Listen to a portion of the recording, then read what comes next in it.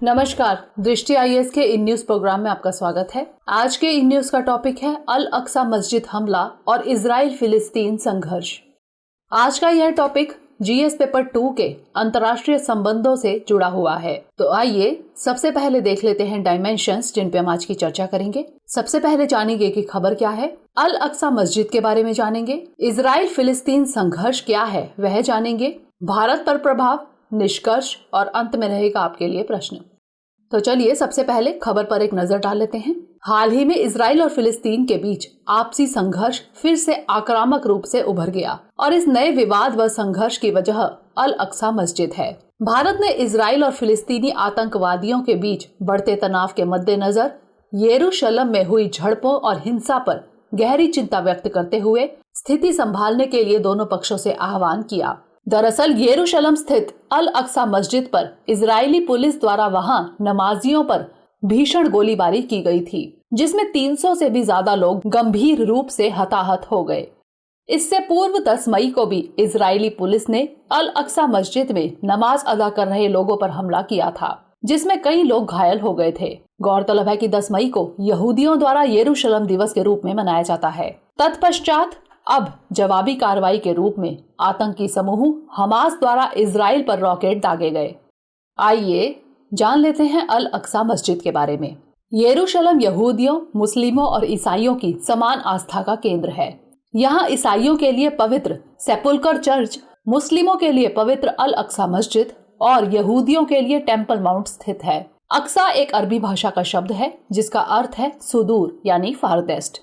मक्का और मदीना के बाद अल अक्सा मस्जिद को इस्लाम के तीसरे सबसे पवित्र स्थल के रूप में जाना जाता है। यह मस्जिद एक पहाड़ पर स्थित है। मस्जिद के परिसर को मुस्लिमों द्वारा हरम अल शरीफ या नोबल सेंचुरी, जबकि यहूदियों द्वारा टेम्पल माउंट कहा जाता है। टेम्पल माउंट यहूदियों का पवित्र स्थल है। आइए जानते हैं इजराइल फिलिस्तीन संघर्ष के बारे में। इजराइल और फिलिस्तीन के मध्य संघर्ष का इतिहास लगभग 100 वर्ष पुराना है। इस क्षेत्र में निवास करने वालों में अरब बहुसंख्यक थे, जबकि यहूदी अल्पसंख्यक। इन दोनों के बीच संघर्ष की शुरुआत उस समय हुई जब अंतर्राष्ट्रीय समुदाय द्वारा बाल्फोर घोषणा के तहत फिलिस्तीन में यहूदियों के लिए राष्ट्रीय घर यानी national home for the Jewish people की स्थापना हेतु ब्रिटेन का समर्थन किया गया। अरबों द्वारा इसका विरोध किया गया। धीरे धीरे यहूदियों और अरबों में संघर्ष बढ़ता गया। तत्पश्चात फिलिस्तीन में स्वतंत्र यहूदी और अरब राज्यों की स्थापना हेतु संयुक्त राष्ट्र ने एक विभाजन योजना प्रस्तुत की, जिसे अधिकांश यहूदियों ने स्वीकार कर लिया, किंतु अरबों ने इसे मानने से इनकार कर दिया। संयुक्त राष्ट्र के अनुसार 2 स्टेट सॉल्यूशन, जहां फिलिस्तीन और इजराइल की वैध राष्ट्रीय आकांक्षाओं को स्वीकार करता है, वहीं इस क्षेत्र में स्थायी शांति का आधार बन सकता है। वर्ष 1948 में यहूदियों ने स्वतंत्र इजराइल की घोषणा कर दी और इजराइल एक देश बन गया। इसके परिणाम स्वरूप आसपास के अरब राज्यों ने इजराइल पर आक्रमण कर दिया। युद्ध के अंत में इजराइल ने संयुक्त राष्ट्र की विभाजन योजना के आदेश अनुसार प्राप्त भूमि से भी अधिक भूमि पर अपना नियंत्रण स्थापित कर लिया, जबकि जॉर्डन ने वेस्ट बैंक और मिस्र ने गाजा पर कब्जा किया। वर्ष 1967 में प्रसिद्ध 6 डे वार में इजरायली सेना ने गोलन हाइट्स, वेस्ट बैंक तथा पूर्वी यरूशलेम को भी अपने अधिकार क्षेत्र में कर लिया। परिणाम स्वरूप फिलिस्तीन में हमास नाम से एक संगठन का उदय हुआ।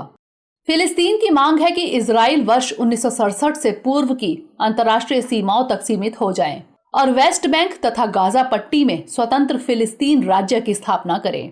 साथ ही फिलिस्तीनी शरणार्थी वापस फिलिस्तीन आ सकें, जबकि दूसरी ओर इजराइल यरूशलेम को अपना अभिन्न अंग मानता है और इसीलिए यरूशलेम पर अपनी संप्रभुता चाहता है। आइए जानते हैं इसके भारत पर क्या प्रभाव पड़ेंगे। एक और फिलिस्तीन में भारतीय प्रयास फिलिस्तीनी अर्थव्यवस्था के विभिन्न क्षेत्रों को कवर करने वाले भारत फिलिस्तीन विकास साझेदारी के माध्यम से राष्ट्र निर्माण और संस्थानों को सुदृढ़ करने पर केंद्रित रहे हैं, तो वहीं भारत इजराइल के साथ रक्षा, विज्ञान और तकनीक आदि के क्षेत्रों में एक विशेष संबंध साझा करता है। इस संघर्ष के मद्देनजर हमास समूह द्वारा जो जवाबी कार्रवाई की गई, उसमें एक 30 वर्षीय भारतीय महिला की मृत्यु हो गई, जिसको देखते हुए भारत के लिए वहां रह रहे अपने प्रवासी नागरिकों के हितों का प्रश्न खड़ा होता है। इस मामले में संयुक्त राष्ट्र में भारत के स्थायी प्रतिनिधि टी.एस. तिरुमूर्ति ने कल हुई संयुक्त राष्ट्र सुरक्षा परिषद की बैठक के दौरान ट्वीट करके कहा कि भारत इस संघर्ष को लेकर गहरे रूप से चिंतित है। इसके अलावा भारत ने भी सभी पक्षों से संयम बरतने और सुरक्षा परिषद के प्रस्ताव 2334 के पालन करने का भी आग्रह किया। प्रस्ताव 2334 इस बात की पुष्टि करता है कि इजराइल द्वारा फिलिस्तीन में 1967 के बाद से अधिकृत क्षेत्र पर कोई भी स्थापना, जिसमें पूर्वी यरूशलेम भी शामिल है, कि कोई कानूनी वैधता नहीं है और स्पष्ट रूप से अंतर्राष्ट्रीय कानूनों का उल्लंघन है तथा दो राज्यों के बीच समाधान और एक न्याय संगत, स्थायी और व्यापक शांति की उपलब्धि के लिए एक बड़ी बाधा है। ऐसे में जान लेते हैं कि निष्कर्ष क्या होना चाहिए। इस संघर्ष के शांतिपूर्ण समाधान के लिए जरूरत है कि वैश्विक समाज एक साथ मिलकर आगे आए, लेकिन इस मुद्दे से संबंधित विभिन्न हितधारकों की अनिच्छा ने इसे और अधिक जटिल बना दिया है।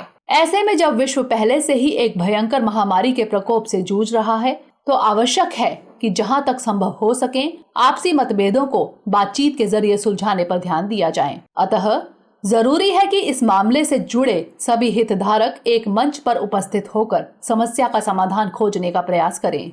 दूसरी ओर इजराइल फिलिस्तीन मुद्दे के प्रति एक संतुलित दृष्टिकोण भारत के लिए अरब देशों और इजराइल के साथ अनुकूल संबंध बनाए रखने में सहायक होगा। अब नोट कर लेते हैं आपका आज का प्रश्न। हालिया इजराइल फिलिस्तीन संघर्ष को विस्तार से समझाइए। इस संघर्ष को लेकर भारत के दृष्टिकोण को स्पष्ट कीजिए। तो ये था हमारा आज का सेशन। अगले सेशन में किसी नए टॉपिक के साथ मिलेंगे। तब तक के लिए धन्यवाद।